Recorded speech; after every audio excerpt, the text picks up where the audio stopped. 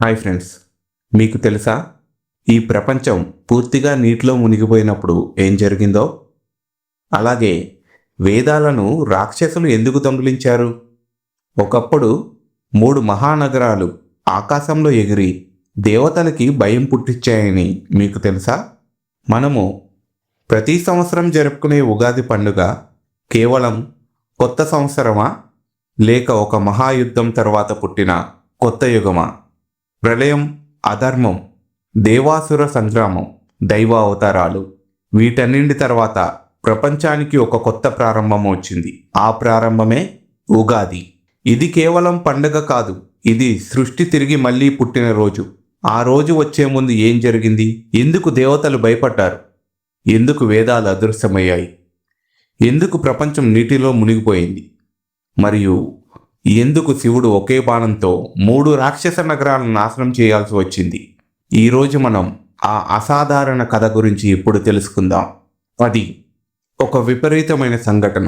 ప్రపంచం మొత్తం అంతులేని చీకట్లో మునిగిపోయింది. భూకంపాలు వచ్చి భూమి 2గా చీలిపోయింది. పర్వతాలు కంపించాయి. ఎక్కడ చూసినా సముద్రం మాత్రమే కనిపిస్తోంది. కానీ అది సాధారణ సముద్రం కాదు, అది మహాప్రళయం. ఆ సమయంలో బ్రహ్మదేవుడు యోగ నిద్రలో ఉన్నాడు. అదే సమయాన్ని అవకాశంగా తీసుకుని ఒక భయంకరమైన రాక్షసుడు దివ్యలోకాల్లోకి చొరబడ్డాడు. అతని పేరే హయగ్రీవుడు.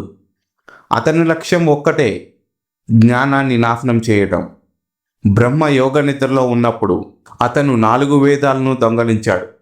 ఒక్కసారిగా ప్రపంచం జ్ఞానాన్ని కోల్పోయింది. ధర్మం మసకబారింది. చీకటి మరింతగా పెరిగింది. దేవతలు భయంతో వణికిపోతున్నారు. వారందరూ కలిసి మహావిష్ణువును ప్రార్థించారు. అప్పుడు విష్ణువు ఒక అద్భుతమైన నిర్ణయం తీసుకున్నాడు. అతను ఒక చిన్న చేప రూపంలో భూమిపై అవతరించాడు. కానీ అది సాధారణ చేప కాదు, అది మహావిష్ణువు యొక్క మొదటి అవతారం, మత్స్య అవతారం. పూర్వం ఒక మహారాజు ఉన్నాడు. అతని పేరే సత్యవ్రతుడు. ఒకరోజు అతను నదిలో స్నానం చేస్తున్నప్పుడు తన చేతిలో ఒక చిన్న చేప కనిపించింది. ఆ చేప మెల్లగా మాట్లాడుతూ, రాజా, నన్ను కాపాడండి అని వేడుకుంది. సత్యవ్రతుడు ఆశ్చర్యపోయాడు, కానీ అతని హృదయం దయతో నిండిపోయింది. వెంటనే అతను ఆ చిన్న చేపని తీసుకువెళ్ళి ఒక పాత్రలో పెట్టి కాపాడాడు. కానీ రాత్రి గడిచేసరికి ఆ చేప పెద్దదైపోయింది. పాత్ర సరిపోలేదు. అందుకే అతను దానిని ఒక పెద్ద కుండలో పెట్టాడు. కొన్ని రోజుల్లోనే కుండ కూడా చిన్నదైంది. తరువాత అతను దానిని సరస్సులో వదిలేశాడు. అక్కడి నుంచి నదిలోకి తీసుకువెళ్ళాడు. చివరగా సముద్రంలో ఉంచాడు. కానీ అక్కడ కూడా ఆ చేప అద్భుతంగా పెరిగి అపారమైన రూపాన్ని దాల్చింది. అప్పుడు సత్యవ్రతుడికి అర్థమైంది, అది సాధారణ చేప కాదు, అది సాక్షాత్తు మహావిష్ణువే అని. సత్యవ్రతుడు ఆశ్చర్యంతో చేతులు జోడించి, ప్రభు, మీరు ఈ రూపంలోకి ఎందుకు వచ్చారు అని వినయంగా అడిగాడు. అప్పుడు మహావిష్ణువు, రాజా, త్వరలో భూమిపై ఒక మహాప్రళయం రానుంది అని చెప్పాడు. వెంటనే ప్రకృతి స్వరూపం మారిపోయింది. గాలి గంభీరంగా మారింది. ఆకాశం నల్లటి మేఘాలతో కమ్ముకుంది. సముద్రం అలలు పొంగుతూ గర్జించాయి. విష్ణువు మరింత గట్టిగా చెప్పసాగాడు, ఈ ప్రపంచం మొత్తం నీటిలో మునిగిపోతుంది, కానీ సృష్టి అంతం కాదు, ఒక కొత్త ప్రారంభం ఉంటుంది. సత్యవ్రతుడు ఆశ్చర్యపడుతూ అడిగాడు, ప్రభు, ప్రారంభం ఎలా జరుగుతుంది?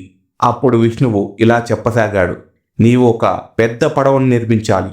ఆ పడవలో సప్త ఋషులను తీసుకువెళ్ళాలి. అలాగే మొక్కల విత్తనాలు, జ్ఞానాన్ని అన్నింటినీ రక్షించాలి అని చెప్పాడు మహావిష్ణువు. అప్పుడు సత్యవ్రతుడికి అర్థమైంది, ఒక కొత్త ప్రపంచం పుట్టబోతుంది అని. కొన్ని రోజుల తర్వాత ప్రకృతి తన ఉగ్ర రూపాన్ని చూపించింది. ఆకాశం ఒక్కసారిగా చీకటిగా మారింది. మెరుపులు పిడుగుల్లాగా పడ్డాయి. గాలి ఉగ్రరూపం దాల్చింది. 10 తాటి చెట్లు ఒకదాని మీద ఒకటి పెడితే ఎంత పెద్దగా ఉంటుందో అంత ఎత్తైన పెద్ద పెద్ద అలలు సముద్రం నుంచి ఎగసబడ్డాయి. భూమి కంపించింది. అది సాధారణ వర్షం కాదు, అది ఒక మహాప్రళయం. భూమి మొత్తం ఒక అంతులేని సముద్రంగా మారిపోయింది. ఆ సమయంలో సత్యవ్రతుడు తన మహాపడవలో సప్త ఋషులతో కలిసి ప్రయాణిస్తున్నాడు. వారి ముందున్నది అనంతమైన నీటి ప్రపంచం. ఎటు చూసినా కేవలం నీళ్లు మాత్రమే ఉన్నాయి. అప్పుడు సముద్ర గర్భం నుంచి ఒక అద్భుత దృశ్యం కనిపించింది. ఒక మహాచేప, పర్వతం అంత పెద్ద శరీరం, బంగారు తేజస్సుతో ప్రకాశిస్తోంది. అది మహావిష్ణువు యొక్క మత్స్యావతారం. ఆ చేప తలపై ఒక భారీ కొమ్ము ఉంది. విష్ణువు గంభీరంగా అన్నాడు, రాజా, పడవలు నాకు కట్టండి. సప్తఋషులు ఆశ్చర్యపోయారు. వారు నాగరాజు వాసుకి సాయంతో పడవను మత్స్యావతారం కొమ్ముకు కట్టారు. వెంటనే ఆ మహాచేప ప్రళయ సముద్రాన్ని చీల్చుకుంటూ పడవను ముందుకు లాగడం ప్రారంభించింది. ఆకాశంలో మెరుపులు మెరుస్తున్నాయి. సముద్రం ఉగ్రంగా పొంగుతోంది. కానీ మత్స్యావతారం అచంచలంగా ముందుకు సాగుతుంది. ప్రళయం మాత్రమే కాదు, జ్ఞానం కూడా నశించే ప్రమాదం ఉంది. ఎందుకంటే బ్రహ్మదేవుడు యోగనిద్రలో ఉన్నప్పుడు ఆ రాక్షసుడు వేదాలని దొంగలించాడు. అతను సముద్ర గర్భంలో దాక్కున్నాడు. వేదాలు అతని చేతిలో ఉంటే కొత్త సృష్టి సాధ్యం కాదు. అందుకే మత్స్యావతారం సముద్రంలోకి దూసుకువెళ్ళింది. సముద్రం గర్జించింది. అలలు పర్వతాల్లాగా ఎగిసిపడ్డాయి. అప్పుడు హయగ్రీవుడు బయటికి వచ్చాడు. అతని కళ్ళల్లో అహంకారం మెరిసింది. ఈ ప్రపంచం ఇప్పుడు నాది అని అతను గర్వంతో విర్రవీగుతున్నాడు. కానీ మత్స్యావతారం అతని ఎదుట నిలిచింది. ఆకాశాన్ని కంపించే యుద్ధం ప్రారంభమైంది. దేవతలందరూ ఆ యుద్ధాన్నే చూస్తున్నారు. చివరకు మత్స్యావతారం తన మహాశక్తితో హయగ్రీవుడిని సంహరించింది. అనంతరం వేదాలను తిరిగి పొందింది మరియు వాటిని సప్తఋషులకు అందించింది. జ్ఞానం మళ్ళీ వెలుగులోకి వచ్చింది. కొద్ది కొద్దిగా ప్రళయం తగ్గింది. నీటి మట్టం కూడా తగ్గిపోయింది. కొత్త భూమి బయటపడింది. కొత్త అడవులు మొలిచాయి. కొత్త జీవులు పుట్టాయి. అదొక కొత్త ప్రపంచం. అప్పుడు సప్తఋషులు ఇలా అన్నారు, ఇది ఒక కొత్త యుగం ప్రారంభం. అదే యుగానికి ఆది. అదే ఉగాది. కాలచక్రం ఎప్పుడూ ఒకేలాగా ఉండదు. కాలం గడిచే కొద్దీ అధర్మం మళ్ళీ పెరగడం ప్రారంభమైంది. పూర్వకాలంలో తారకాసురుడు అనే ఒక రాక్షసుడు ఉండేవాడు. అతను ఒక మహాబలశాలి, దేవతలకు భయంకరమైన శత్రువుగా మారాడు. అతని బలానికి సాటి ఎవరూ లేకపోవడంతో దేవతలు కార్తికేయుడిని యుద్ధానికి పంపారు. కార్తికేయుడు తారకాసురుని సంహరించాడు. కానీ తారకాసురుని మరణం తర్వాత అతని ముగ్గురు కుమారులు తారకాసురుడు, కమలాక్షకుడు, విదున్మాలి తమ తండ్రి యొక్క మరణానికి ప్రతీకారం తీర్చుకోవాలని సంకల్పించారు. ముగ్గురు కఠోర తపస్సు చేసి బ్రహ్మదేవుణ్ణి ప్రసన్నం చేసుకున్నారు. బ్రహ్మదేవుడు వారికి ఏం వరం కావాలి అని అడగగా వారు అమరత్వం కోరారు. బ్రహ్మదేవుడు సృష్టి నియమాల ప్రకారం అది అసాధ్యమని చెప్పి ఇంకేమైనా కోరుకోండి అన్నాడు. అప్పుడు త్రిపురాసురులు మాకు 3 నగరాలు కావాలని, ఒకటి భూమిపై, ఒకటి ఆకాశంలో, మరొకటి అంతరిక్షంలో ఉండాలి అని. ఆ 3 నగరాలు ఒకేసారి ఒకే వరుసలోకి వచ్చినప్పుడు ఒకే బాణంతో ఎవరైనా మమ్మల్ని సంహరించగలిగితే మాకు మరణం రావాలి అని వారు కోరారు. బ్రహ్మదేవుడు ఒక్క క్షణం ఆలోచించాడు. అది అసాధ్యమైన షరతులాగా అనిపించింది. కానీ వారు చేసిన ఘోర తపస్సు వల్ల బ్రహ్మదేవుడు చివరికి ఆ వరాన్ని ఇచ్చాడు. మాయాసురుడు అనే మహాశిల్పి ఆ 3 అద్భుత నగరాలని నిర్మించాడు. ఒక నగరం బంగారంతో, మరొకటి పిండితో, ఇంకొకటి ఇనుముతో నిర్మించబడింది. ఆ నగరాలు ఆకాశంలో తేలుతూ ఉండేవి. ఆ నగరాలు కాంతివంతంగా అపారమైన రక్షణతో ఉండేవి. ఈ 3 నగరాలను కలిపి త్రిపురాలు అని పిలిచేవారు. త్రిపురాసురులకు ఆ వరంతో అహంకారం పెరిగింది. దేవతలని, ఋషులను వేధించడం ప్రారంభించారు. వారి శక్తి అంతలా పెరిగిపోయింది. దేవతలు కూడా భయంతో దాక్కోవాల్సి వచ్చింది. దేవతలు అందరూ కలిసి విష్ణుమూర్తి వద్దకు వెళ్లి సహాయం కోరగా విష్ణుమూర్తి శివుడిని ఆశ్రయించమని సూచించారు. శివుడు త్రిపురాసురులను సంహరించడానికి సిద్ధమయ్యాడు. దేవతలు ఒక మహారథాన్ని నిర్మించారు. భూమి రథంగా, సూర్యచంద్రులు చక్రాలుగా, బ్రహ్మదేవుడు సారథిగా, విష్ణువు బాణంగా, అగ్ని అగ్రభాగంగా, వాయువు తంతువుగా మారారు. సమస్త లోకాలు శివుడి యుద్ధానికి సన్నద్ధమయ్యాయి.